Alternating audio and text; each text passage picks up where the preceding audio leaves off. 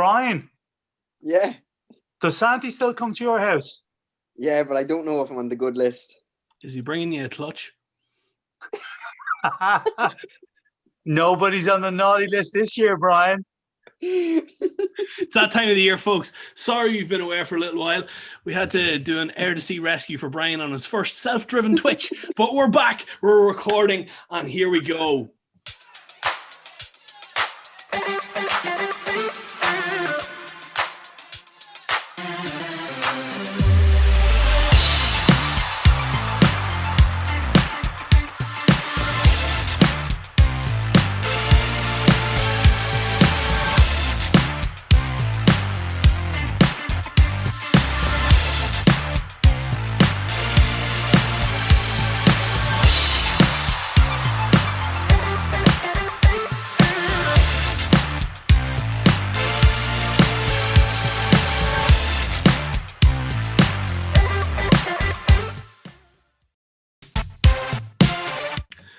Okay, folks, it is great to be back on your screens after a little bit of an absence.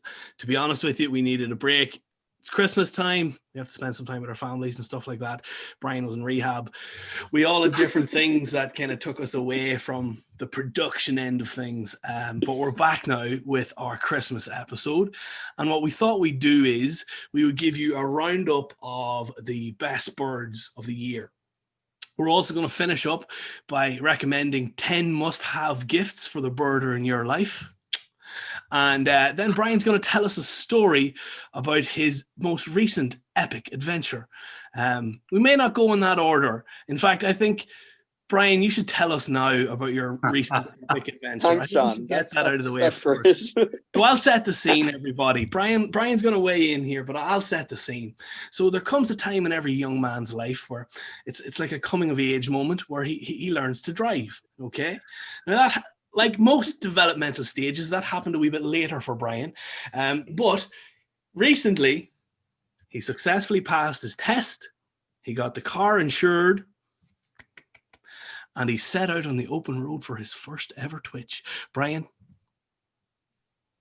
tell the story. Well, I was feeling great, great freedom. Can go where I want now. And not that I couldn't usually, but used to having pestered this. But yeah, a Bufflehead turned up in Northern Ireland, which was fifth for Ireland.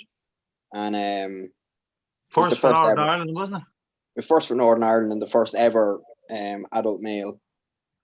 So that had been hanging around for a couple of weeks at that stage when I wound up. And the day before, I didn't want to, because it was about 2 hours and I'd never driven that far by myself. So I said I'd take a spin up to Loterstown in County Dublin and a few places like that first, and work my way down back up the East Coast and bird as I went. And I did that, and it was absolutely perfect. And back home, and the next day I said, right, I'll get up first thing, go up for the Bufflehead, and come back home. I was meant to be in work for 4 o'clock. So went up, had the Bufflehead. It was not worth going up. The views were absolutely tragic. It was so far out. But that wasn't the only tragic thing that day. No, it wasn't. No. So luckily that Bufflehead wasn't a tick for me. But yeah, on the way home, I was coming through a little town called Ballynahinch, and it felt like the car went out of gear. And I was like, I was crawling through traffic at the time. Like it was kind of like it was going really slow, and it just seemed to go out of gear. So I went clutch in, tried to get into first gear, and it wouldn't go into first gear. Couldn't get it into second gear. It'd go left and right the clutch, but it wouldn't go up and down. Turns out that. Hold on, do you think, by any chance, it had anything to do with that old lady you hit? No. No, the car drove fine after that, did it? The car was grand, yeah. We dent, but it was all right, yeah. Right, okay, yeah. But, and I stopped in this. I got the car off the road, and it was grand. And, I rang John to see what to do, and he told me to lift the bonnet and blah, blah, and what to look for. And this man was running by, and he stopped and he said that he knew about cars or whatever. And after 20 minutes, he got the car into gear. And I said, oh, this is grand, right? I'll get back home now. But you could tell the car wasn't right. So I was like driving I was like 8 miles from the motorway, and I got 4 miles up the road, and the exact same thing happened again. And the car was completely fucked. And I had to get a tow truck to bring me back to Carrick Cross. 200 quid down the sink. Oh, Disaster.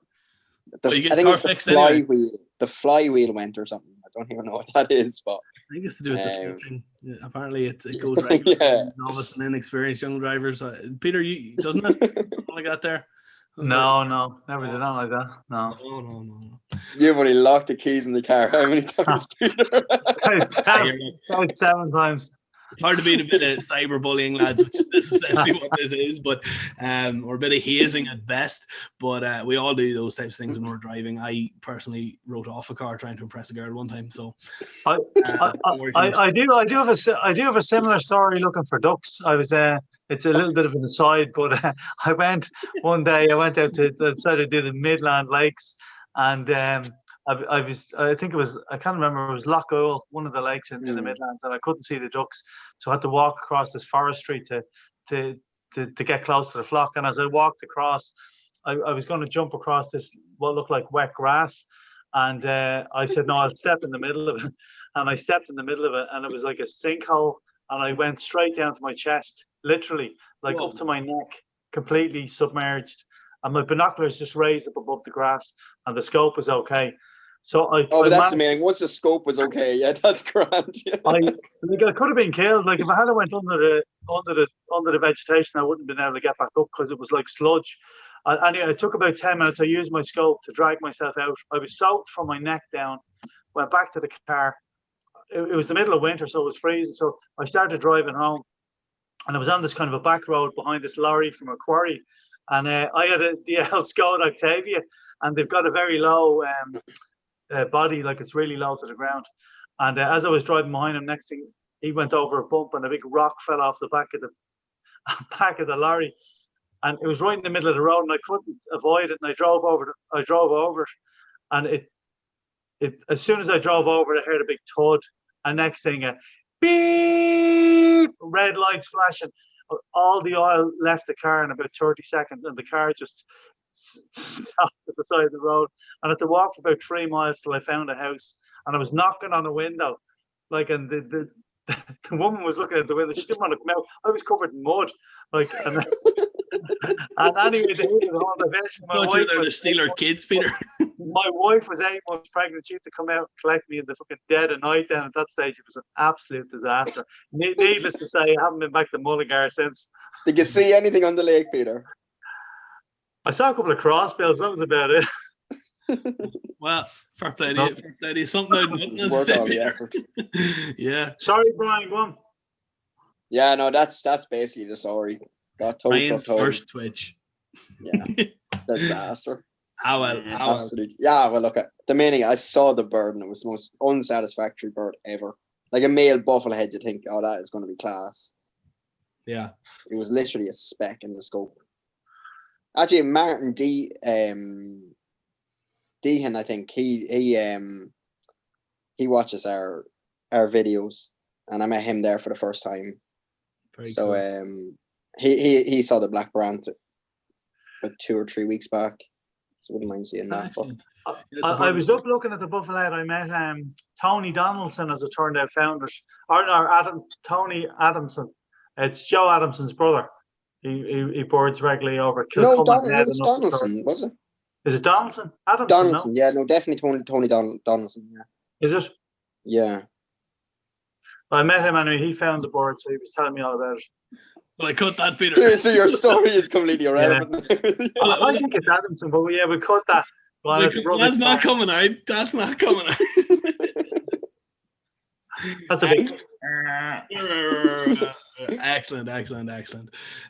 Okay, so as I said in the introduction, folks, it's the time of year where we kind of take a little bit of time to look back and appreciate the things we've had. And seeing as our lives revolve mostly around birds, we're going to have a look back at some of the best birds that have showed up this year. Now, we haven't got all of them. There have been barriers to that, and there's been things holding us back in that regard. But now, you're saying there's barriers to that. I was just putting up a barrier, John. All right, okay, sorry, buddy. Yeah, but we got a good few of them, folks. So we're gonna talk about those now. We're gonna talk about those now. Right, number one. Let's start at the beginning. A very good place to start. That's a Mary Poppins quote there for all your friends, Brian. Cheers, John. No problem. Eastern yellow wagtail. Couple this year, quite a few in Britain. First one that was found in Ireland was found by Paul Kelly in January in the South Slob on a pig factory of all places. And at the time, I believe that was the second ever for Ireland. Second, and then retrospectively, Joe Proudfoot's one from Jersey was accepted. Will get accepted, so that'll push it up one, so it'll be a third. Yeah. Okay. And there's actually been a couple more since, hasn't there? There's one on Clare Island, on Inishbofin, there was a couple, wasn't there, and one on Clare Island. So yeah, the Western Isles are having a good run. Yeah, too right. A species that this year was maybe downgraded a wee bit, lads. Could you say that? Absolutely, yeah, 100%. Yeah, one that's been overlooked. Rubbish. One that's been overlooked by all but the lads who took the time to actually scrutinize some of the wagtails. So I think it's a great find. Like, fair play to great find. I remember, I think it was very early January this year that I got that bird. Like, yeah, it was 4th of January we saw it. It was found on New Year's Eve, I think. Yeah. 2019. And then we dipped it. Me and you dipped it on the 2nd. Yeah. That's what it was, yeah. And then we eventually got it on the 4th, yeah. Got great views of it that day. The next bird, the brown shrike, we started off this year actually quite poorly, Brian, when you think about it. Really bad, yeah. We kept dipping. Quick succession, like. Murray the snake, he slipped down and he got the brown shrike, so he did. Jer, well done on that one. Can you remember who found that bird, Brian? Where it was? Some details? It was in Mallow. Was it John Joe Mahoney? It was indeed. Yeah, O'Mahony, yeah. Good man, Peter. Good man, Peter. Only for you. So we didn't get that. We spent the day getting rained out of it, looking at local fields. Nothing. Yeah. A bullfinch. Serious amount of bullfinch. That was annoying. How do you remember that, John? I was looking at nothing else for 6 hours, Brian. Essentially. The next bird was one that was a little bit more cooperative, played ball a little bit more, and that was the red-crested pochard in Dublin and found by Ian Stevenson, I believe. Yeah, Grange Castle found by Ian. Ian was fine. That was for a lot of people, that was the last bird before lockdown, but we all got that, didn't we? Yeah, we all got that. Yeah, I mean, I actually twitched one of them back in the 80s, 1985, on Knocklake in Dublin, and I dipped it. And it was one I've been looking to get back, so it was great. I think it'll make the grade. I think category C it should be all right. Especially Noel Kilwood won then down in Kilcool as well. Okay. He had a female, so I reckon it was a pair escape then, Brian, to do. Time will tell, but I'm confident. Come on, Brian. The next bird is arguably up there for bird of the year, and that is Little Bittern. Absolutely. You want to tell a story about that one? That was Knocklake as well, coincidentally, Peter. Yeah, well, just Little Bittern, like, is a proper mega here. Like, that was the first in 12 years. The first twitchable one in 32 years, was it? 32 one years. On Brownstown Head, I think, was twitchable. That was only twitchable for like an hour. Was it? Yeah, so Collinstown 1988, I think, was the last twitchable one, like proper twitchable one. So I think you're looking at 30 years, the guts. Yeah, you're looking at the guts of 30 years. Yeah. So, so that's for me. That's probably my bird of the year. I think. We'll come back to discussing birds of the year, McCluskey. We'll finish off this section. No, because you remember me and you, John, we went twice. Yeah. And do you remember we were watching it on the second day, and we waited till like dusk to see it fly around, and we saw it fly 3 times. Yeah. And we were getting unbelievable scope views of it, even like on the deck. But me, you, and Chick McNally. Do you remember that? We were standing at the remember lake, that, yeah. and we were just chatting, and next thing this heron comes in, and I got the bins, and I was like, fucking purple heron, Yeah. and literally just circled the lake and just gone back south. Yeah. And I think Victor, Jim Dowdle, and Aidan Kelly, I think had what was probably it was the same bird. The day 2 or before, 3 days probably. before that, yeah. Yeah. Because you can see there was a big missing patch out of the secondaries on that bird, and then your shots showed that as well. But that was absolutely unbelievable. Like, yeah, it was crazy. Two rare herons, with a difference of about 2 feet in size, flying around the same lake. More, yeah. And literally in North County Dublin. Yeah. It's It's turned up some good birds, not like it has, Monties and ringnecks. Yeah. That was fantastic. That was one on the way home from work that we could just stop in. Like, there's no fight. Yeah. It was handy. Yeah, it was fantastic. The next bird was the Cayenne Tern, and that was the first for the Western Pal, I believe. Yeah, first for the Western Pal and third Cabots for the Western Pal. Third Cabots, yeah. That was fantastic. So that was found by both the first for Ireland, yeah.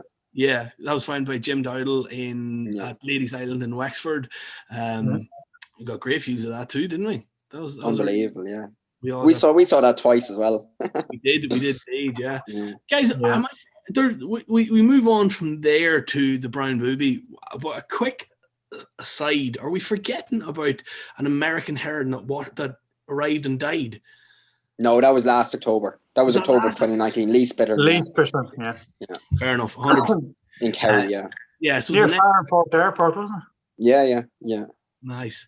That's a pity that didn't just stay alive for a couple of hours and then kick the bucket. Beautiful bird. Pity it didn't just thrive and flourish, Brian, but for loads of people to see. Funny doing that. The next bird was one that we couldn't believe our luck. We did not expect to see in Ireland ever, which is brown booby. Yeah, that was fucking. Yeah, there was how many people went for that, Brian? There was a good few. I hundreds saw it, like definitely hundreds. Yeah, I think Niall Hatch found it, did he? Niall Hatch was the first birder to get it. Yeah. Yeah, he found it. It was found by a child on the beach. Yeah. I mean, I brought the kids down. I think we've already discussed this on one of the previous episodes, but God, it was amazing to see. I mean, the East Coast really did well this year. I think a lot of it was down to lockdown. People were covering more of their local sites. Less people going to maybe Tecumseh and the West and just doing their sites on the East Coast, and it kind of paid dividends. Yeah, very much so. The brown booby was probably bird of the year for an awful lot of people, but. If it makes you feel any better, Peter, I think we're going to be seeing some similar dividends this spring as well. Unfortunately, I think we could be in another. I think it was definitely bird of the year for the Natural History Museum. Yeah. Well, it was short-tailed shear. We'll get to that. So after the booby is probably my dip off the year, which was not even dip, but my bird that I will struggle to get back, and one that I'm most annoyed about missing, which is Caspian Tern. You'll definitely get it back. What a stonker! I don't know. Stonker. I don't know if I get it back. It's an awkward one. I mentioned that stonking red bill. I think you did, but it's an awkward one to get back. It's one that doesn't. John, you'll see when the next time you're in Estonia. By Peter. See, we all get it, folks. It's not just Brian. But Caspian, they're like 1 in 5 year bird, but they're just never. I would have got. I could so easily would have got that bird. Like, you had to drop me off because I had to go to work. Like, I know. Yeah. I believe they're regular in Finland as well. If that's any consolation. That's okay. Yeah, no problem. Well, I'll give Owen a shout and see if he can pin down a bird in Finland for me. Yeah. I don't know. Maybe if he FaceTimes me when he's looking at it or something like that, can I take it through the phone? Does that work? You can do whatever you like, John. Virtual tick. Be no less fucking questionable some of the birds that's in your list, you hear you, McCluskey. But anyway, so after the Caspian Tern was the stone curlew, which is just an absolutely amazing bird. Actually, that might be my bird of the year. I know it's probably not the rarest, but talk about a cool looking bird. I like it's definitely one that I've always wanted to see, and I was delighted to get it. But it's just a pity it was so fucking distant. It was only about only about 150 yards, like. Yeah, do you remember as well? We were watching it basically in the dark. Yeah. The minute running through the fields when it started to get active, yeah. Yeah, no, it was a fantastic bird. Mm. Then it was back to the absolute megas, folks, and that was one that a couple of birders actually, only 2 or 3 birders in the country really have on their list, and that's the short-tailed shearwater, and that was kind of a sad enough story too as well. It washed up on a beach in Waterford. That's right, yeah. And two birders, is it Arlo and Adrian? Is it? Yeah. They found it. They I don't know what happened. They rescued the bird. They tried their best, but it didn't make it through the night. I thought, was that it? Yeah, I think. So that's a hell of a blocker, lads. Well done. Not to question your morals or anything, but did you think about the blocker and then just casually test in the middle of the night? No, only joking. Definitely not. Definitely. After that, what was the next rare, boys? Give you a hint. It was up north. Bobolink. Yes. Bobolink. Find by Wilton Farley of NI Birds.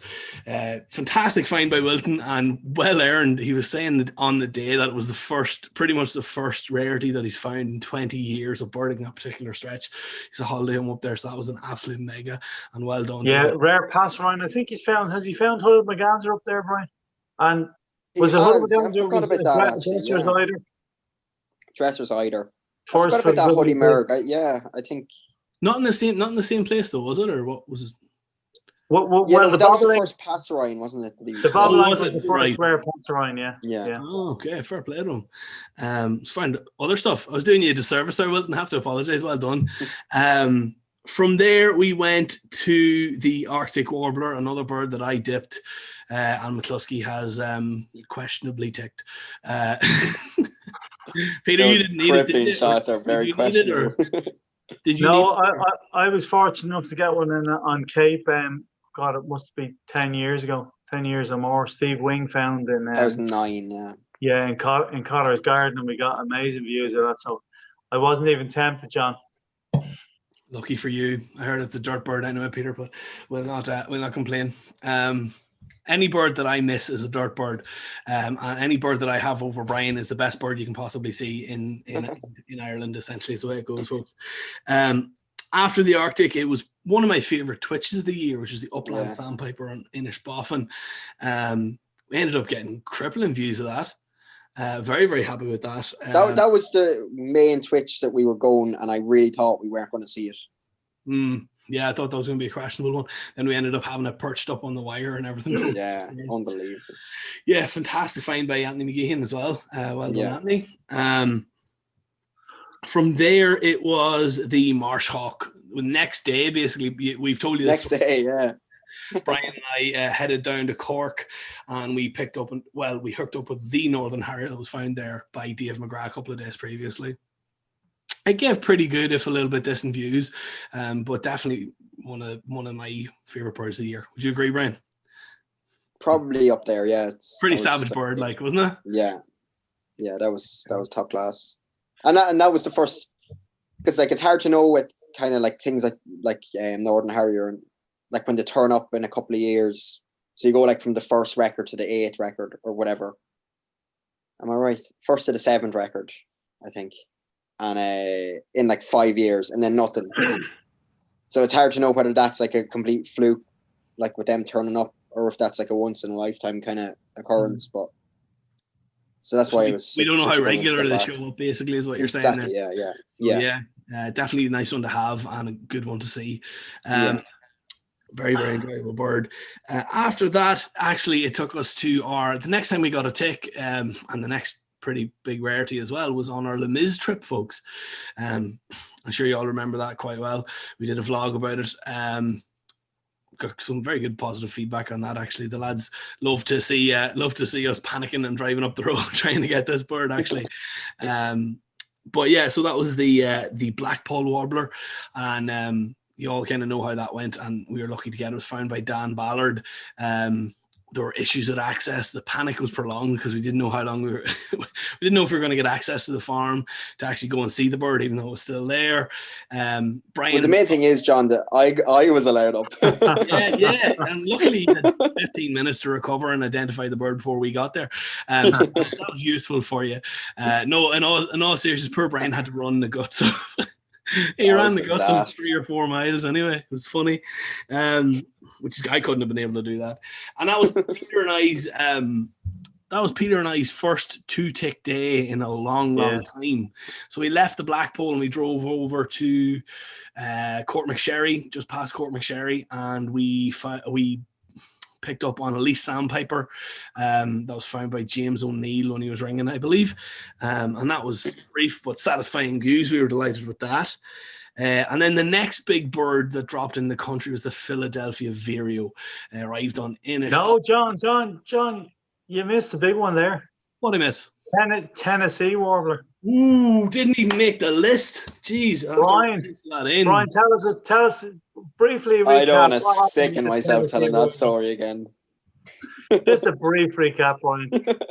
Yeah, it was found by Steve Miller on Inishbofin, and Twitch with a no-go. Big up, Steve. We love you. I met Steve recently, and he was telling me about it. He'd obviously gone over for the Upland Sand, and he was staying for, I think, a week or 10 days on Inishbofin. He decided to give it a go, and when he finished with the wader, he went up to the kind of the middle of the island, and he was just having a look around. He said the place was dead, there was nothing moving, and he spotted a bird high up in the sycamores, and he said it had a really white belly, looked like a warbler. And he said initially he wasn't sure. He was thinking possibly Benelli's warbler. He couldn't see the top of the bird. And he rang, I think it was John Power, who had been on for the day. And he said, John, come up, I have something here. At worst, it's a Benelli's warbler, but it could be something much better. So John came up, and I think they were seeing the bird from underside. They had brief views of the bird, but they still hadn't ID'd it. And I think Steve had got a couple of photos at that stage. And they were thinking, I think, God, this could be a yank. And as it turned out, Tennessee warbler, first for Ireland. I think there've been a couple on Shetland, haven't there, that year, Brian? Yeah, I'm not actually sure how many there was. Some people say there was one, some people say there was two, so I don't know. I saw there was an argument put up that there was only one bird and it relocated. So, but that was the first since 1995 in Britain, and then that was the first twitchable one in Britain on Shetland since 1975, I think. Wow. So this one turned up in Ireland. It's a big bird. Like, it was long overdue, Brian. No, it was long overdue, but yeah. Absolutely mega. It's still long overdue. Yeah. We'll get it back. Don't worry. It was an absolute mega and couldn't have been found by a nicer guy. The next bird, Philadelphia Vireo on Inishmore. Yes, found by Mike Sylvia, I believe. Yeah. Great bird. Yeah, that was another strange one, because I think with the COVID restrictions, he decided to relocate to Inishmore. I think he was initially going to go to Cape Clear, and he went to Inishmore, and I think I read he did a piece in one of the bird watching magazines. You know, he's just wandering around and he picks up the bins, and he would have been used to Philadelphia Vireo because he's from America, and he found a Philadelphia Vireo, only the third Irish record and the fourth for Europe. So it's an incredibly rare bird, and I think it was my favourite bird of the year. We went over to have a look for it on our way home, and I remember when we arrived, Peter, been seen. Your sound, start again there. Your sound just kind of broke out there, buddy. Just start again. So from where, John? No. It's you sound really, really funny there. Hello, testing. Hello. Can you hear me? No. Loud and clear, good buddy. Loud and clear. Go. Fantastic. Yeah, I think we were talking about Philadelphia Vireo. It has to be my favourite bird of the year. We get on the island, and when we got down, like, just to kind of picture the scene, you know, the field was about the size of a football pitch, and it was kind of sunk. It was sunken down, and on one side there was a big bank of willows. It was about, 40 or 50 meters long, and there's a group of birders. There's probably about, I'd say there must have been 10 or 15 of us on the island looking for the bird, and it hadn't been seen in a while. So I went down and I said, I'll check the back of the field. So I walked down to the back of the field and it was a bit windy, so the willows were blowing. So I kind of walked in a little bit and just stood there in the cover kind of quietly. And next thing, a robin popped up on a branch about 10 or 15 feet away. And I was going to lift the bins to look at it, and I said, no, I won't move. I'll just stand dead still. And about 5 or 10 seconds later, this small bird popped up on a branch about 5 or 6 feet away. Couldn't believe it, Philadelphia vireo. And it was strange because I was in the shade, but it was like there was this beam of light shining down through the branches, literally on the bird's head. And it kind of turned its head sideways. You could see the eye ring and the lemon yellow and the kind of powder blue on it. I was like, I didn't even lift the bins. I just stared at it, and it flitted back in, and I shouted to the lads, I have it. And of course, as soon as they all arrived, then the bird disappeared, and you start thinking, I hope now I'm not the last one to see it, because no one will believe you. They'll think you're making it up.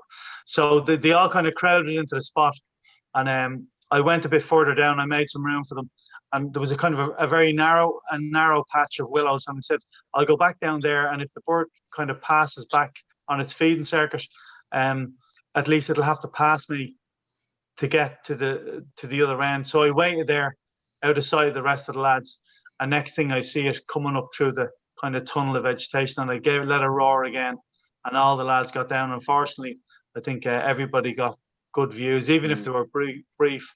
There were great views of the bird. What did you think of it, Brian, the Philly vireo?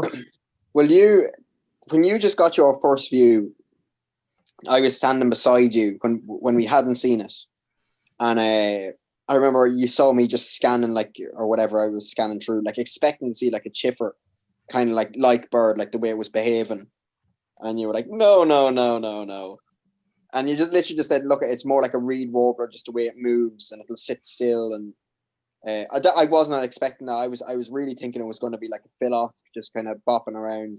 Yeah. But 2 seconds there, you said you literally just look right into the willows and just wait, and it'll show. And I was saying, yeah, right, I'm sure it will, Peter. 2 seconds later, I could hear you just whisper, like a loud whisper, that you had it. And of course, I went running over, and I was like, where? That's a robin, Peter. You dunce. No, because you had seen them in Canada, hadn't you? That's right. I'd seen them in Canada. The one on Loop Head, I can't remember. It was 10 years. 2008, yeah. Yeah, so 12 years previously. Yeah. I was on Cape at the time, and I didn't leave, and I always regretted not leaving to go for the loop bird, because I would have got good views. I would have ended up going with Dick Coombs at the time, and he got some great shots. So I always regretted not going for that. He got the best shots of it, didn't he? Yeah, he got the best views and the best shots. And I just said, if ever one turned up again, I wasn't going to turn down the opportunity. And it's probably my favorite bird of the year. I was delighted when you picked it up, man. Well done. Yeah. The next bird after that was another American mega, it was the belted kingfisher. And this is one that, along with probably the bird we're going to discuss next, the double-crested cormorant, which seemed to drive people wild because they couldn't get over from the UK to twitch the bird. I know there was an awful lot of lads that were trying to get over and trying to work around restrictions and this and that. And for one reason or another, well, mainly one reason, they couldn't come. And I felt so bad. I was having chats with some of you on Twitter about it. And trying to keep you up to date in the situation, but alas, for a lot of you, it didn't come together. But yeah, so the belted kingfisher was an absolutely epic. That bird is just, it's indescribable. It sounds like a machine gun. It's different gravy. To quote Dylan's story, Brana, that is different gravy, baby. That is different gravy. It sounds like a machine gun. It's just like. A rain on steroids. Yeah, it's fantastic, man. And it's just I really, really want to, possibly my bird of the year, and then to see it and photograph it, possibly. I don't know if anybody else has ever photographed a world first. Yeah, wow, common kingfisher and belted kingfisher in the same camera lens. I highly doubt it's been done. Yeah, Was it a world second, Brian, or a world first? it was a Mine world was a first. world first. It was a world first. It was a world first. How did it feel to be a world second, Brian? I'd say you're only about maybe 0.8 of a second behind me, but it still counts. Just enough for it to count. But yeah, so that was pretty cool. What you were videoing, John? Doesn't matter. Camera's the camera. Recording's That recording. doesn't count. No, I actually wasn't. I was sketching life, just drawing it, so it was really, really quickly. But yeah, so that was fantastic, absolutely fantastic. And the setting there, around Puxley Manor was beautiful. The locals were lovely, very, very accommodating people. The two ladies who met us walking, you know who you are. You left an impression. That's all I'll say. Lovely ladies, very, very helpful, very, very kind. We enjoyed that one, didn't we? Peter, you didn't get yet. Did you get? I haven't seen it now, and with Peter, the restrictions, John, that's bad. I know. with the restrictions kicking in now, it's because it's coming close to Christmas. I probably won't get it till. Could you not go down on Christmas Day? No. Brian, that's a great idea. I'll He just can't, tell the Brian. kids. He actually can't. He can't. I'll tell the kids we'll cancel. That's against the law. Yeah, That's against the law. The restrictions come in at like 3 p.m. Christmas on New Eve. Year's Eve or something. Christmas Eve, sorry. Yeah. Christmas Eve. Yeah. No, I think at this stage I'll wait. I mean, I've had a great year. I don't think I've had a dip all year. Whoa, fair play, Peter. Fair play to you. Literally, I don't think so. I think I've had like 14 ticks. I don't think I've dipped a single bird. I think I'll wait for Bell to Kingfisher to be the first good bird on the 2021 list. Yeah, well, you could be waiting a while. You could be waiting till March. Yeah. Well, hopefully you'll hang around. They could have kicked the bucket by then. You know what it's going to die of if it does die of something? Obesity. That bird is eating so much, man. Unbelievable. Like, is this thing is eating shrimp the size of my finger? I was like, what the fuck is going on here? And every time it was diving, it'd catch one. Just coming out with like a seafood platter. Like, it was crazy. When we were there, we actually saw it mob a sparrowhawk. It was this thing has got it's just got sparrowhawk flew through the bay, and it literally got up from the perch and flew straight at it. I went up and it was hovering like way up, like at the sparrowhawk, and the sparrowhawk just it probably didn't know what the hell was happening. Like, whoa, bro! Easy, bro. That was the only time I actually saw the belted kingfisher hover, like drop back down, and then hovered for maybe 4 or 5 seconds before diving, and then it landed up. Do you remember? Then it landed up on that wooden boat. Yeah, I think it hovered a couple of times around there. I think I had but not like just as it was going to dive for like a second. Fair enough. Yeah. But like that was like the proper kind of like real hover. But then remember we were watching it like really distantly, and you were like, that boat is right beside the road, and I was like, no, you dunce, no, it's not. And you're like, no, it definitely is. And we drove up, and the belted kingfisher was literally 20 meters from us, if that. I just stopped the car pretty much on the side of the road, and you could if I'd have went like this, I'd have probably knocked it off its perch.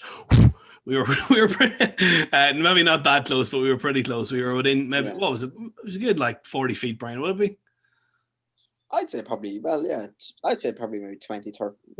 Not probably about 20 meters. I'd guess maybe. Okay, signed.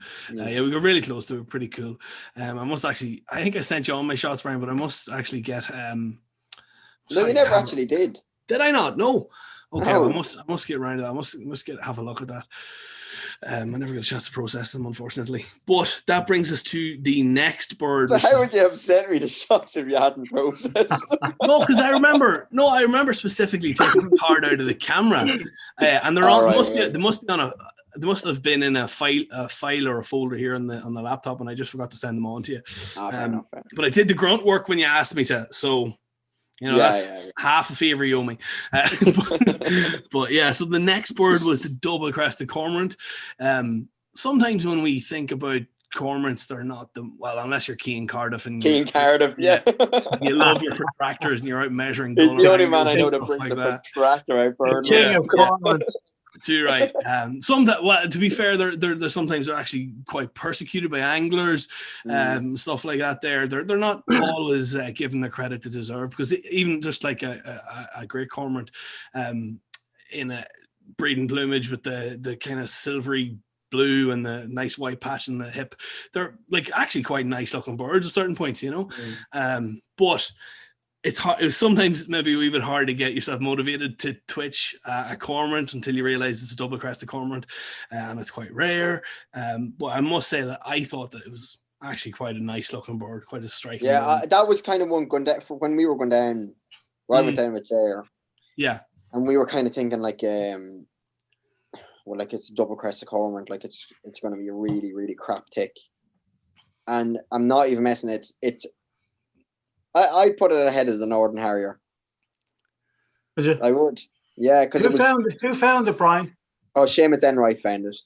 Yeah, Seamus was working in the area at the time when he stopped for his lunch or something and actually found a great pickup. There's a write up on Bird Guide. It's a really, really good write up. There is, yeah. Check that out, folks. Great bird, and I believe it was a great catch up for Seamus as well. He's in stiff competition with Morris, another Kerry birder, and there's great competition there, I believe. But that's one that Seamus has got back in him. I doubt he'll let Morris hear the end of it for a while. But yeah, great bird, showed well, surprisingly attractive bird. Like that's why I put it, because I really didn't expect it to be so distinctive and so. I don't know if I don't know if I could put it ahead of a Harrier, any Harrier, but no, I think it is. And to be fair, I actually saw it with a hen Harrier. I have the experience in the field, Brian. Maybe not as cool. There, that day. There was a hen Harrier after, like. No, it was there and flew over it. Seriously, 100% flew over. Like, well, maybe not directly over it, but like at one time, like 4 fields over it. It was in Clare. No, it wasn't. It was the other side of the river. All right, it was the other side of the river. Like, but it was close enough. Like,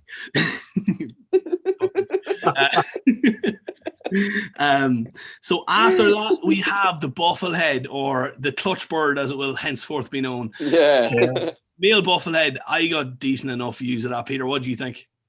Yeah, I mean, I'm kind of with Brian. The views were a bit difficult through the trees, but do you know what? There was one in Clare recently couldn't be got for COVID, and there was one at Cork Harbour flyby, and there'd been a couple previously I hadn't twitched. So I was just glad. It was only an hour and a half from my house, so I was glad to be able to go up and see it and see a male as well, which was extra nice. Yeah, too right. Yeah, but it's funny how bufflehead has kind of gone from. Well, like it's always going to be a mega, but like that's 3 records this year. When before this winter, there had only been 3 records ever. Yeah. See, we don't know. There's so many kind of impacting variables. Like it could be something similar to what Peter was suggesting with Tennessee Warbler and a bumper breeding season because of big insect hatches and stuff like that. We don't know why. It could be global warming. There could be one that becomes much more common. But yeah, and there's actually one big advantage with it staying so distant. Nobody can see the legs. Nobody can see the rings on its legs. Too right. Beautiful bird, to be fair, regardless of its origin. There is a duckery not 12 miles up the coast, but we'll say nothing. After the bufflehead, possibly the best bird of the year. Let's not bullshit, lads. The lesser kestrel. That's mega. That's beautiful bird. Has it all. Like has it all. Second ever Irish first in about 100 years. Nobody got it apart from the finder, and I suppose anybody else who's lucky enough to be in that general area of the West Coast. But we didn't get it. I think it shows though, like. It was a funny year. I mean, the weather wasn't amazing, but some amazing birds turned up. And I think in some ways lockdown might have contributed to that. People were spending more time at the local patches, and some amazing birds been found. I mean, there was the little swift found in November in Cork as well, not too far from the Baltic Kingfisher. It's just been unfortunate. The way Pine bunting in Kildare. Pine bunting in Kildare, another great local find. Yeah, so that was John Murphy with the. Is it John N. Murphy? John N. Murphy with the kestrel, with the lesser cast. Stephen Bolger with the pine bunting. And I don't know the man who found the little Swift, unfortunately. No, I don't. I don't. He wasn't a birder. Well, not that I know of. He was a And then wildlife. there was Spot Sand in Dublin. Great Dublin record, Gustavo. Yeah, Gustavo. Fair play to you, buddy. Good man, That's a Gustavo. word I tried to connect with, and I didn't, unfortunately. Well done. Fair play to you. Great record. And I suppose there's always a bit of not a hoodwink, but there's always something gets by with Brian Gallyhead, Paul Moore. What was the story with the He had a petrol? Trindade petrol. Well, what was probably a pale. It was a pale more Trindade petrol off Gallyhead. And Paul, Wow. Anybody that knows Paul, he's one if not the best sea watchers in Ireland. Yeah, He actually found Ireland's first Bulwers petrol. So a couple of years ago. Couple of years, 2013, 1st of August 2013. So there's no flies in him when it comes to sea watching. No. So you're right. Another really nice find, and another really nice brilliant bird. And there's actually been a couple now in Britain, kind of northwestern Europe. I think 2 or 3 days later that possibly that same bird was. No, I think there was one reported off Pendeen, I think, and that was I think that was an intermediate morph. Oh, So was it? Okay. Yeah, right, I don't think that would have been enough, the same. Fair enough. But I think there was one off Portguara in Cornwall. I think 2017 maybe. Yeah. Brian, you had a good year with Shearwaters this year, didn't you? Yeah, you sort of have one, didn't you? Tell us about your find/not find. Oh. Yeah, well, yeah, probably my best find ever, and I never even saw it. I was just scrolling through Twitter, and I think Debbie Saunders put up pictures of a flock of shearwaters, and they were Balearics. And I've been annoying Niall Keogh for the last couple of years about Yalcoon shearwaters and Scopoli shearwaters and things like that, just to annoying him to see if they're doable from land. And sure, he had been sending me on loads of stuff. I have Yalcoon in my head that I really, really, really want to find one in Ireland, or even a candidate off the Bridges. I know a lot of people think that's nonsense, but so anyway, I just went through. There was 4 pictures, and I just went through every bird in the first 3 pictures, and the last picture was there was an interesting kind of like black and white med shear on the left hand side of the flock, and I was like, Jesus Christ, like that's I think that's a Yalcoon. And my very first reaction, I think I tweeted any more pictures of the left hand side bird or whatever, and Julian Thomas, I think he's an English lad, he saw my reply and he straight away thought the same. And Alan Tillmouth from Bird Guides, he messaged me and he basically said thanks for drawing attention to us. We agree with the ID of Yalcoon shearwater. And 2 seconds later, I got the mega alert at like 11:30 at night. Yalcoon shearwater off what fucking headland was it? Devon, was it? Devon? Portland. It was off Portland. Yeah. Off Portland Bill. And so the next day, I can't remember who it was actually sent me the picture the next day, but there was a gigantic twitch because it was a feeding flock of shearwaters, and the Yalcoon was in with the feeding flock, and the Balearics had been around for a couple of days, so loads of people took the chance thinking that it might stay, and sure enough, first thing the next morning, the Yalcoon was picked up, and throughout the day, hundreds of people turned up. And I remember somebody sent me a message saying, "You have single-handedly caused a second wave of COVID in Britain." So I think there was a brilliant picture in Birdwatch magazine of the twitch. But Debbie Saunders was the proper finder. But I was she was the vector. I was delighted to just have a bit of a part to play in that. But that's fantastic. Well done, Brian. So that's my rarest find, and I didn't even see it. I remember something similar. Did Owen Foley re-identify a chestnut ears bunting on Shetland? Mm-hmm. Yeah, a good few years ago. So bunting, 2006 maybe 5, 6, something like that. Yeah. Sharp enough, that Foley fella. Fair play to him. It just if you look through the photos, it's always worth having a look. Yeah, very true. Absolutely, yeah, yeah. Very, very true. And just it then started to get a bit a second. What would probably be another Yelkoon shearwater was picked up in the flock, so there was a. Then it started off then that there was a two-bird theory, and people weren't sure if they were getting the right one or whatever. But I think both will probably be accepted as Yelkoon. But then you have Minorcan and shearwater, and then it just starts to get out of my depth anyway. So I was. Well, is that one that's been overlooked, Brian? Do you reckon? Because another one showed up in France as well, I believe. Was it? Which? Or not? No, Yelkoon would be fairly regular off France. Oh, okay. I think I was confused. No, you're thinking short-tailed. Short-tailed. Yeah. Yeah, that's very good. Very, very good. I actually think that's nearly all of the book. We've a couple of other kind of rarities, but nothing mega, especially from a European perspective. Black duck and gyrfalcon being kind of two of the more recent finds on Belmullet that would warrant mention. But that is the year in review, folks. That's the birds. When you look at it all put together, it's actually a fairly substantial list of birds that showed up in Ireland. The big one there that we regret not getting is obviously the Tennessee, but hopefully there'll be more, and we'll bring you updates accordingly. So the second part of the show, you'll see the vlog here, John. You'll see the vlog here, folks, definitely. The second part of the show is where we're getting really out of our depth. We're branching out a little bit, and we're going to make recommendations to you, folks. And this is our 10 gifts for the birder in your life suggestions, okay? We got a couple of messages coming up to the Christmas period that I just didn't have a chance to reply to about, I want to kind of get into birding. I want to kind of up my game in regards to bird watching, and how do I go about that? Have you any recommendations on gear, so on and so forth?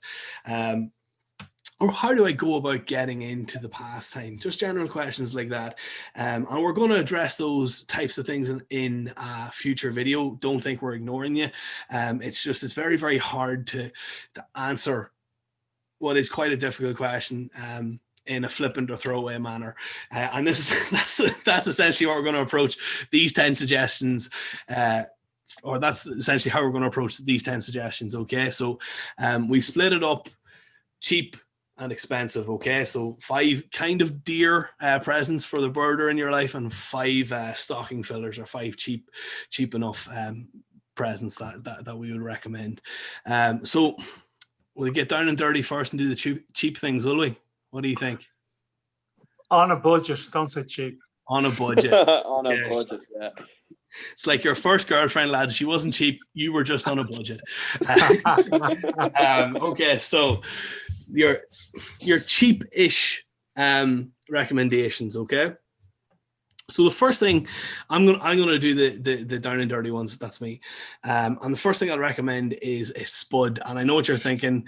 Typical Irish lad loves a spud. Quite true, but this is a different type of spud.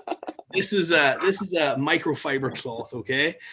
And it's by a company called Spuds with a Z at the end. And what you do with your microfiber cloth is you stuff it back up inside this kind of neoprene little sock that keeps it waterproof and dry.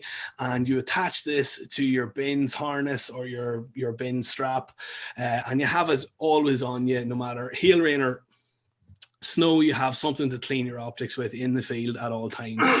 And I really, really recommend it, because I can't say enough I can't say how many times I've actually had to resort to cleaning my bins with my t-shirt or in my sleeve. So I really recommend this, folks.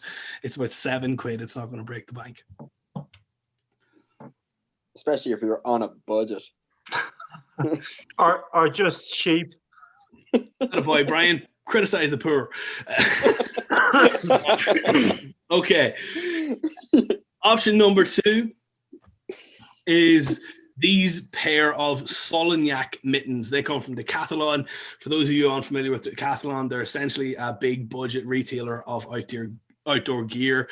I believe these are hunting mittens, and they're windproof, they're water resistant. But what I like about them is you get your fingers out of them, okay? So you have the dexterity to use your binoculars, your optical equipment, or Scroll your phone if you're Brian But McCluskey. would your fingers not get cold then, John? Oh, wait, Brian, there's more. Okay, so these ensure optimal temperature of your digits, but still maintain functionality. They're £7 if you buy them for your birding pal or your birding friend. They'll appreciate them and they'll use them. You can't go wrong for under a tenner, really. So they're very, very good. They look like boxing gloves, John. They do indeed. They're kind of Punch like, that wall there, John, to see did it work. Go on, give us an out. no, I can't. I'm not allowed to fight in the internet anymore, lads. So this is my third suggestion for your budget-friendly gift option, and that is a book by longtime friend of the show, Mr. Eric Dempsey and Michael O'Cleary, and that's Finding Birds in Ireland. Peter, have you got yours? Peter, where's your one? Scramble. I do have one. Yeah, I know you do. Yeah. So for those of you who haven't seen the episode that we did with Eric, I'd highly recommend you check that out. But in that, we kind of discuss this in somewhat good depth. And I actually think I liken this to Eric's legacy to birding. This is fantastic if you're an Irish birder and you're just starting out and you want to kind of familiarize yourself with the different types of places you can go and the different types of species that you can expect to see in different areas in Ireland. There's nothing else that compares to this. Great option and a gift that I'd love to get. He has another great book, John, just as a general read. Is my favorite book of his is Don't Die in Autumn. It's a memoir of his birding read, yeah. trips. It's a fantastic read. Yeah. Or the that was my first proper book. I remember I think it was published in 2010, so I was probably about 12. But I remember up to that point, if I ever went into like a bookshop, the one family, like the three families that I always judged how good a book was if they had shearwaters, petrels, and skuas. I think if they had the four skuas, I'd be mad to get it, because you know that you were like, if it had longtail and palm skua, you knew you were under a good book. And I remember when I saw the cover of that book there with the Corey shear, it's the only book that I have that I actually fill my list in, like, into the book, if that makes sense. Yeah. Yeah, that's definitely worthwhile getting, I think. Yeah, we can't speak enough. We can't recommend Eric's books highly enough. But my third suggestion for budget-friendly option is Finding Birds in Ireland. The price is less than €20, which is a steal. It's a bargain. Yeah. Gonna go up a little bit in terms of price. John, just one more. Sorry, I'd like to recommend is a membership to Birdwatch Ireland. I think it's only absolutely, yeah. It's only 40 odd euros. Yeah. You get the quarterly magazine, and also for particularly people taking up the hobby, you've the option of joining the local branches, and they bring people out every month to different areas. So that's a really good way to introduce people to birding. And also a lot of that money goes back to helping conserve birds in Ireland. So it's well worth 40 quid. Yeah, definitely. That was actually my fourth suggestion, Peter.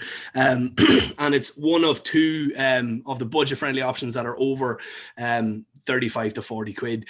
Still fairly budget-friendly. The other slightly more expensive option at about €40 is a binocular harness. I was turned on to these by a guy called Micheál Coiming in Waterford. He was saying that you need to get yourself a harness, lad. They're the coolest thing out there. And I didn't believe him. I was mocking him, and we were joking around. And very, very nice to let me try on his binocular harness. He has nice binoculars. Had a look through those. They were fantastic as well. But the harness is what shocked me. It will really, really revolutionize your time in the field. I'm like a pack mule. I can carry weight in the field, no problem. But this just makes you forget that you're actually wearing binoculars. It's crazy, and they're always just perfectly positioned right here. There's no strain. There's no chafing on the back of the neck. No awkward tan lines you have to explain. They're really, really, really good, folks. You don't have to go with a branded one like Swarovski. There are loads of different companies making cheaper alternatives than that. You can get them for under €25, and they make a long, long day in the field much more palatable. Great option for you at about about the 20 quid mark as well. That's our 5 suggestions. So you've got the spuds, microfiber cloth, the mittens, the Finding Birds in Ireland, the harness, the Birdwatch Ireland membership, and I think you can get all of those things for under €100 if you really want to treat that person. So you can think about that. I want to make a special mention of a book that you guys turned me on to, which is Jewel Hunter by Chris Goody. I'm only on page, what am I on? 3. 3.5. No, I'm on page 156. I've been busy, but when I started to read it, I couldn't put it down. I just had to step away from it. I was forced to because I had to get some stuff in before the end of the year. But this is a really, really interesting read. I'm going to pass it on to the lads afterwards. And if you want to go for that 6th option, this is your bonus option, recommended by you guys, some of you guys, The Jewel Hunter by Chris Goody. Great book. John, what happens on page 17? Chris is in the forest and he meets this small, kind of skimpy, sort of pygmy looking fellow with a huge mouth and a terrible fringe, and he's running about saying, well, do you know where the pitters are, hey? Do you know where they are, hey? Was he like Gollum? Was he like Gollum with a friend? Yeah. He was like, Chris, I'm after boring the clutch out of my car and I can't get it up the hill, but I want to see you wouldn't give me that direction there, Chris, would you? Drop a pin. Would you drop a pin there, Chris, would you? That's what happens. But look, that story might stretch out to page 18 or 19, but that's where it starts. That's a gist. Like, sorry, I couldn't be more specific. So from there, we're going to transition smoothly over to our more expensive suggestions. Okay, so these are 5 suggestions that we have that are a little bit more expensive. They're not as budget friendly. They're a little bit more of a significant purchase. So if you really like that burger in your life or you just want to treat yourself, these are some things that we would recommend to you. So the first one is a book that Brian is going to tell us a little bit about. It's quite an expensive book, but it's the Handbook of the Western Palearctic of Passerines. It's a 2-volume series. Oh, Brian, I can see it just fits into your hand nice and neatly there, the handbook. Yeah. It's a gigantic book, in fairness. It's by Brian, is that not the telephone book of the Birds of the Western Palearctic now? The yellow pages. It's by Hadaram Shirahai and Lars Svensson. That first man he's not gonna realize he wrote that book going on that pronunciation. He's not gonna have a clue who you're talking about. That's a nail. He'll not have a clue who you're talking about. But no, in fairness, it's on Passerines. It's the best book to have, in my opinion. I think if it's the only book you kind of need. It just has everything. It is like 3 or 4 pages on most species, and then things like yellow wags and things like that with subspecies and lesser white throats and things like that. There's so many pages on it. It's very in depth, isn't it? It really, really in depth. And then it's also is like for ringers and things like that, like the measurements and then did you say for stringers? For ringers. Oh, ringers. It also has like their opinion on splits and things like that. So like potential splits, like Eastern Subalp and things like that. So it's probably my favorite book. In terms it covers a lot of ground. You got it does, yeah. Got a price on that? Got a price on that? I think I paid like I was about 150 probably. Yeah. Over 150. If not more, I can't remember exactly. Yeah, I think it was probably it's a significant price, but you have to remember 2 things. Packed with information, and it's a double volume as well. You know, there's 2 volumes. It's kind of a bit of a coffee table book, isn't it? Some lovely pictures. Yeah, the pictures in it are insane, like really, really good. And as you know, as Brian has evidence, you don't need to be able to read to enjoy it. There are plenty of pictures. Exactly. Just look at the pictures. Look at the pictures for a while. Okay, so option 2 is one of my suggestions, and that is a tripod head. I'm going to give you the one that I use, which is a Manfrotto MVH502AH. Okay, just rolls off the tongue. That's some fantastic branding and product naming there, Manfrotto, whatever you want to call it. But the reason I would suggest that is I often see Manfrotto.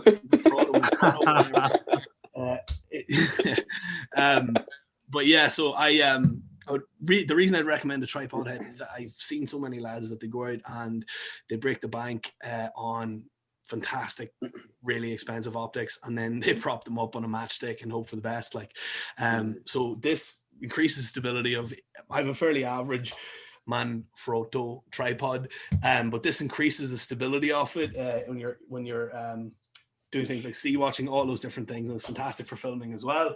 And as well as that, it is really, really reasonable. That looks quite an expensive piece of kit, and you can get it for the same price as Brian's book. It's on sale at the moment on uttings.co.uk for 149 quid. So that is a steal, in my opinion. Low maintenance. It's been out in all the elements. Nothing goes wrong. It's bomb-proof. Recommend that piece of kit. John, you'd swear you were doing an advertisement there. On audience.co.uk. No, I know. That's where I got it. And I got it because they were the cheapest and the fantastic customer service. Yeah, no, that's true. And Larry in the shop will look after you if you tell him we sent you. There is nobody there called Larry. I made that completely up. Okay, joke. Our third suggestion for a slightly more expensive gift is the Vortex Diamondback HD 10x50 binoculars, okay? And that kind of harks back to what I said earlier about people asking us how to get into bird watching. And the first thing that you really, really need is, well, arguably a set of optics. You could say a reference book or a guidebook, but a set of optics, even cheaper than that, will really open up birds, even if it's just your garden birds to you, and it'll make it a lot more interesting, a lot more engaging. I've recommended the Vortex Diamondback HDs because they are really, for that price, which is about £250. I know it's not the cheapest, but for that price, they are fantastic quality. Optically, but also in terms of the warranty that they offer. It's a no quibble lifetime warranty, and you can buy a pair of these binoculars, take them outside the shop, hammer in the nail with them, bring them back in, and they'll repair them and replace them for you, no questions asked. And they rival the bigger companies in terms of their image quality. Could only recommend them. Fantastic brand to get started with, and for a relatively low investment when you compare them to the likes of the Swaros, you can get into birding and you can do almost as much as the bigger boys as well. So that's one of the things we discussed, a nice affordable way to get into birding for everybody. And I think that was Peter decided to recommend a pair of binoculars, and then I have a bit of experience with Vortex, so that's why we're going with those. We're not endorsing, we're not affiliated with Vortex. This is not paid promotion, any of those things. I just happen to like 2 in the hand at checkout. Yeah, I just like those. Use your promo code. Yeah. And then I think when you're talking about binoculars and optics, if you're taking it up seriously as a hobby, you're going to be spending a lot of time looking through the binoculars, and you need good quality glass. It makes a huge difference. And really, with binoculars, you're paying for the lenses. That's what you're paying for. It's like a good camera. And you might think €250 or pounds a lot of money, but it makes a huge difference to someone who's bird watching that the quality of the optics are good. Mm-hmm. Really so. As well as that, for example, if you're into your wildlife observation and not just your bird watching, you want something that will do it all. These will do that too. Obviously, again, so will the Swarovskis and the Zeiss and the Leica. They'll probably do it better. Definitely do it better. But in terms of starting point, you can't go wrong with Vortex Diamondback 10x50s, and they're only 250 quid. Our final suggestion is in relation to footwear, okay? And we all have a divergence of opinion here, all right? But one thing that birders do is typically spend long hours in the field on their feet, trudging through mud, sludge, and muck, and all those fantastic other things. Now, Peter and I wanted to recommend Wellington boots. Brian suggests a stiletto heel. He thinks that just accentuates the calf and gives you the lift that you need in the midday. We all recommend wellies, but we diverge a little bit in the brand that we would recommend. If you're going to be buying a pair of good quality wellies, you're going to be paying over €120 anyway. But we're each going to talk about our favorite wellies. Who wants to go first? I'll go first. Peter, go. So I got these Dunlops recently, about 3 or 4 months ago, and they're called Snug Boot. So they've got kind of a neoprene top, so they're really comfortable. Boots really good quality, really comfortable. It's actually in warm weather. They're not too, you don't get too hot. They're quite breathable, and in the winter they're lovely and snug. In fact, I prefer. I spent maybe 8 or 10 hours walking around these in Belmullet recently, and they're more comfortable than a pair of walking boots, or at least as comfortable and warmer. Now, the only problem with them is with being neoprene, sometimes they're prone to getting nicked and torn. So you have to be careful with that. I have a small hole here. So you just have to be careful with that. That's the only drawback I'd have, but really comfortable boots. I'd recommend them. And I think about 110 or 120 euros, as John was suggesting. Brian. Yeah, I got probably like a year and a half ago. I got a pair of Hunter. I think they're that's too close, isn't it? Hunter Balmorals. Balmorals, no less. Balmorals, yeah. I think I got them. They were on sale, and they were like 95, I think, in a pet shop in Dundalk. And I was gonna get them, and then I talked it over with John, and John said, "You'd be a fool to do it." So I did. So I went and I got them, and I walk around, like, even if I'm just doing like normal burden, I just wear them because I think they're more comfortable than runners, and you're not afraid of if you have to walk through a field or anything like that. You're not afraid of getting soaked. There's a Brian, 3 mm. The top half of them, they're not neoprene, so they're just like the welly boot. No, there's a 3 mm layer of neoprene inside it. Okay. Let me see. I don't know if this will focus. Good job. Yeah. Just there, so, like. Do you find they're sweaty or? No, not at all. Not at all. No. And there's an adjustable thing on the side, so you can like if it is too warm or whatever, you can just loosen it a bit or whatever. I love them. I have to say, I think they're class. But yeah. The only thing that I only have them about a year and maybe 3 or 4 months. So if they do me 10 years, fair enough. But if they only last, because I saw a lot of people were saying that they don't last too long. But some people were saying they only lasted like weeks, but I haven't had that issue at all. I think that's probably the same with everything. Like if you could just get a bad pair, but I swear by them so far. So yeah, they are extremely popular with 10-year-old girls who like horse riding as well. Brian, is that the same shop you got your jodhpurs in? My what? Your jodhpurs. My jodhpurs? I have no idea what that is. There's those tight riding trousers you wear with the boots. Peter, you're doing it wrong, mate. I take my trousers off when I'm riding. But anyway, the Wellington boots that I would recommend are exactly the same as Peter's, except they don't leak. Oh, I went there. John, you know I'm not even messing. 2 weeks ago, you had to go back and get a new pair of them. Yeah, no. 2 weeks ago, I had to leave the Dun. In all honesty, as you say, I may have just got a bad pair, but I bought the same. I went off Peter's recommendation, bought the same pair of Wellingtons as his, and they lasted me about a fortnight, folks, to be honest. Might have just got a bad pair, I don't know. But I wore them 2 or 3 days around Tecumseh, not excessively, and then myself and Brian were out sea watching off Louth and just started to get a wet foot above the ankle, not just pretty much a little bit above the seam. So I was disgusted with that. I was disappointed. I have bad luck with Wellingtons. But so our day's burden was abandoned while you stormed off to the shop to return them. Essentially, where I huffed my way into an agri supply store and slammed a pair of wellies in the thing and says, "My feet are wet." But she's like, "Did you buy them there?" Yes, I did. Nevertheless, so what I'd recommend instead is the Muck Boot, and that's the Muck Boot Wetland. Similar price again, but for my money, I think they're going to be a little bit better because the rubber itself comes up a little bit higher.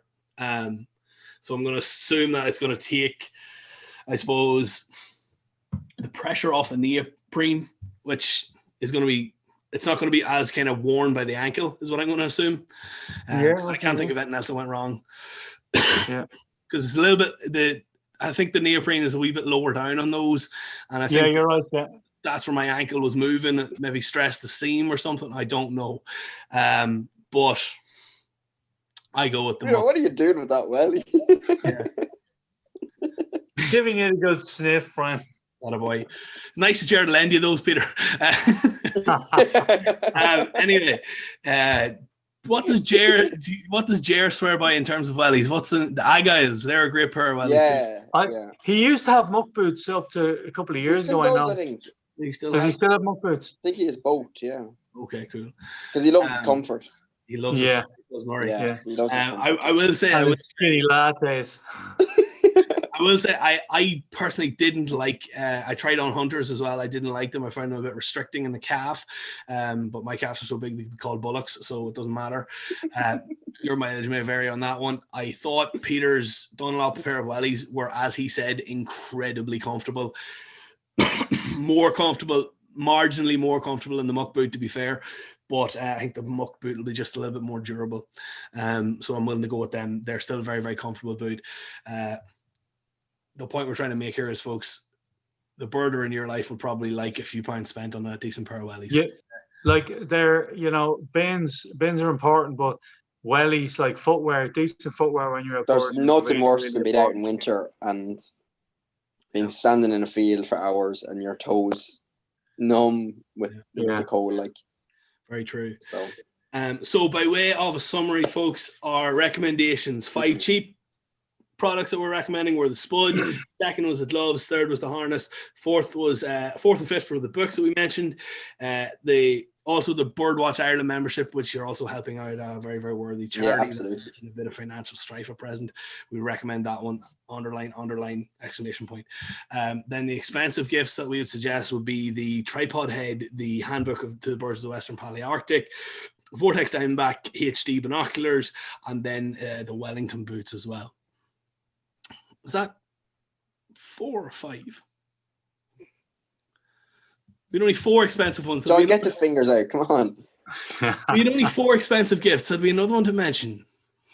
Can't remember one. Those are our top 9 recommendations. Top 9 recommendations for gifts for the birder in your life, folks.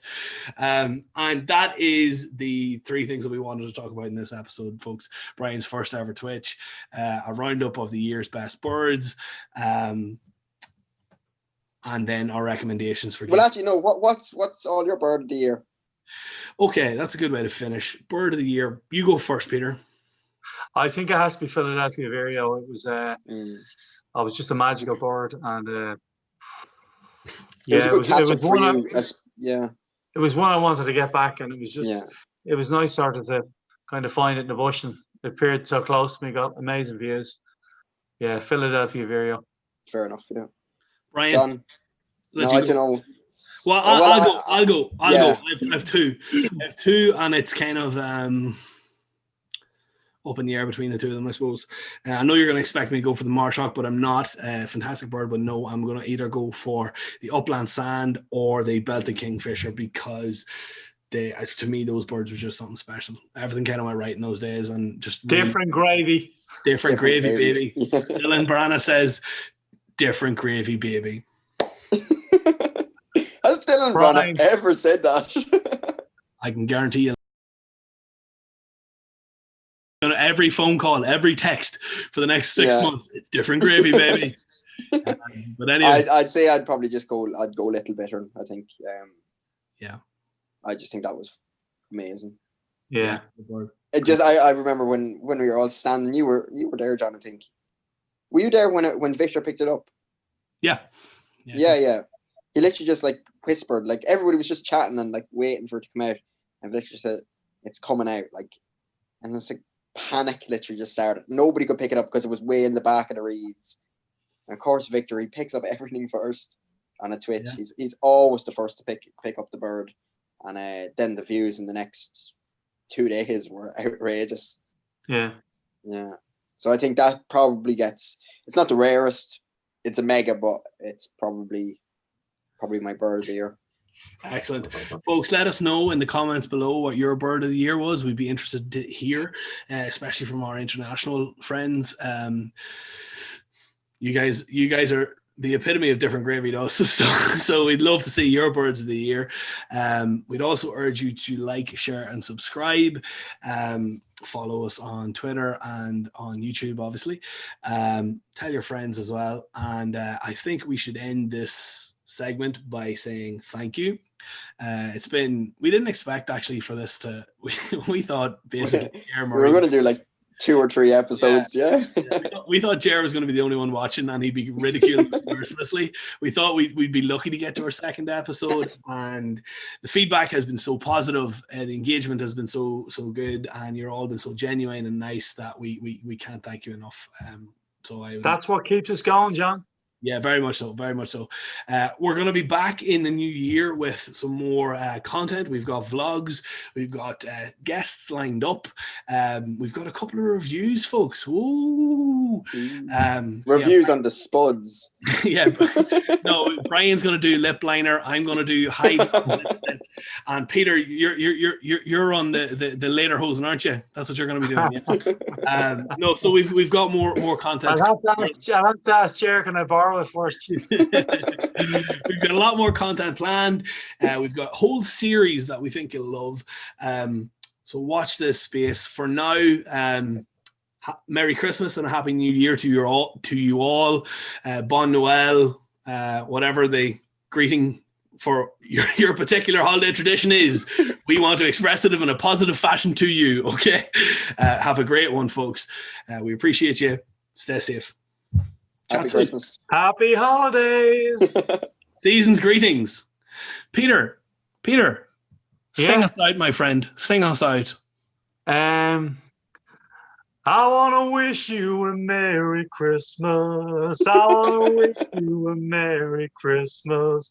I want to wish you a Merry Christmas from the bottom of my heart. Take care, folks.